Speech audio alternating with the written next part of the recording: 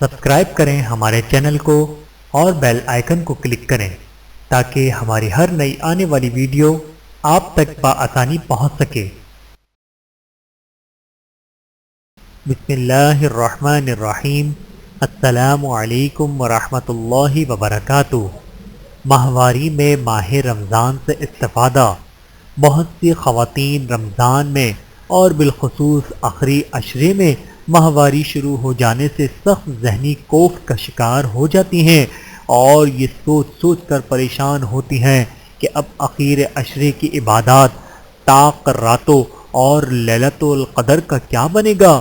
ایسی تمام خواتین درج ذیل 3 نکاتی ایجنڈے پر عمل پیرا ہو کر لیلۃ القدر سمیت آخری عشرے کے برکات سے استفادہ کر سکتی ہیں۔ نمبر 1، خلوص نیت کے ساتھ یہ سوچے کہ شرعی عذر اللہ کی طرف سے ہے اور اگر یہ عذر نہ ہوتا تو میں بہترین انداز میں عبادات میں مشغول ہو کر اپنے رب کو راضی کرتی۔ اس اچھی نیت اور ارادے پر مقبول عبادات کا انشاءاللہ اجر و ثواب ملے گا۔ نبی کریم صلی اللہ علیہ وآلہ وسلم نے غزوہ تبوک کے موقع پر ارشاد فرمایا کہ کچھ لوگ مدینے میں ہمارے پیچھے رہ گئے ہیں، لیکن ہم کسی بھی گھاٹی یا وادی میں جہاد کے لیے چلیں تو وہ ثواب میں ہمارے ساتھ ہوتے ہیں۔ پھر آپ صلی اللہ علیہ وآلہ وسلم نے ارشاد فرمایا، یہ وہ لوگ ہیں جو عذر کی وجہ سے ہمارے ساتھ شریک نہیں ہو سکے۔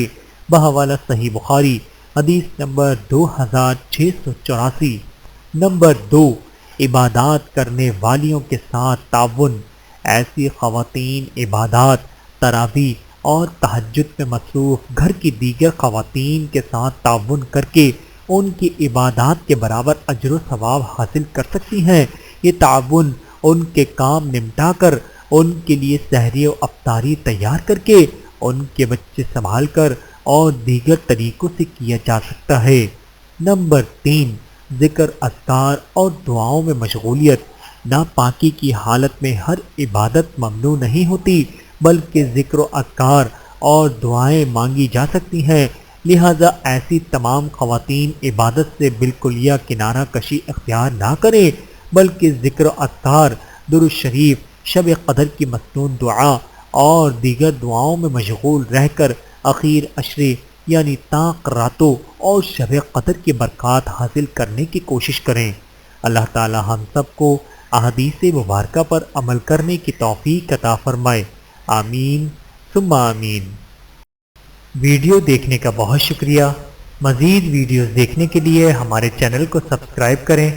اگر ویڈیو پسند آئے تو لائک کریں۔ اچھی بات کو دوسروں تک پہنچانا صدقہ جاریہ ہے۔ جزاکم اللہ خیرا کثیرا۔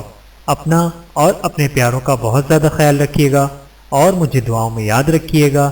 Take care. اللہ حافظ۔